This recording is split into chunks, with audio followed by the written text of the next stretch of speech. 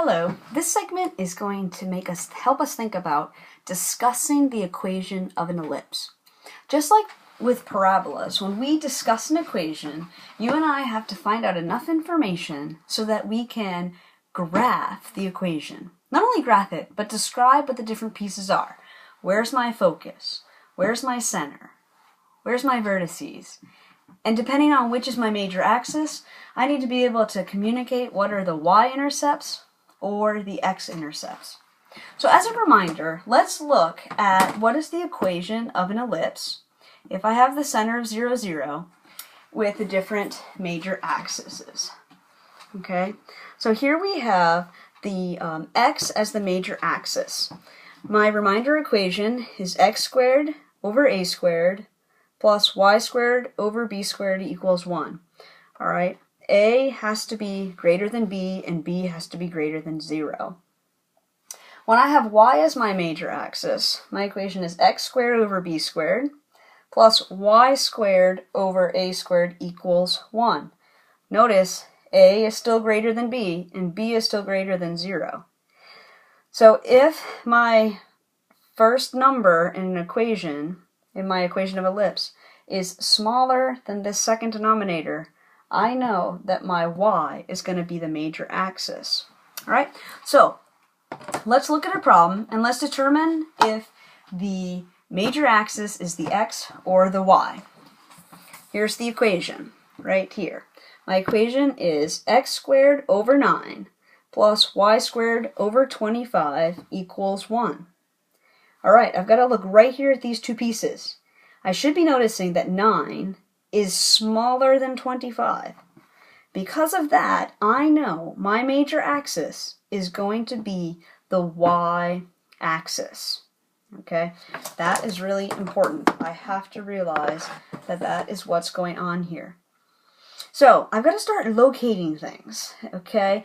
When my equation's in this form, I first of all know that my center is 0, 0. That's really important to me. So I'm going to go ahead and I'm going to start my graph, and I'm actually going to mark my center point. Okay, so there's going to be my center. My center's going to be right there at 0, 0. I'm happy I know that. That helps me get started.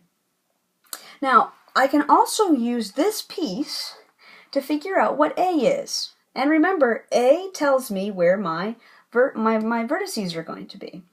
Now, remembering from when I looked at my equation, this value is A squared. So I need to think, what number squared gives me 25? That means that this value has to have an A value of 5 because the square root of 25 is 5. So my A is equal to 5. Now in this situation, move this a little closer so you can see, that means my point here, that marker that's writing better, is going to be 1, 2, 3, 4, 5. Right there is going to be one of my vertices, okay? And my other vertice, because it's going to be symmetric, is going to be located 1, 2, 3, 4, 5 down. Okay, I've got my vertices located here. They're located at 0, 5, and they're located at 0, -5. Okay, that's my vertices using the A piece of information. All right, that's great. That's really helpful. But I still need to determine now where my foci are. I don't know what my foci points are. In order to determine the foci points, I have to use what I know about b squared. Okay, this value is in the position of b squared. Now, b squared being 9 means that my value for b is going to be 3. All right. Well, how does that help me? That value is not telling me my foci, but knowing b will tell me my x-intercept, okay? Because my x-intercepts are, the pens are disagreeing with me. Wow. It's going to be b, comma 0, -b, comma 0. So knowing that b is equal to 9, my b is going to be plus or minus 3. Okay, so that puts me at that point there, and it puts me at that point there. Okay, so hopefully we now see my b is plus or minus 3 because I've used my b piece of information.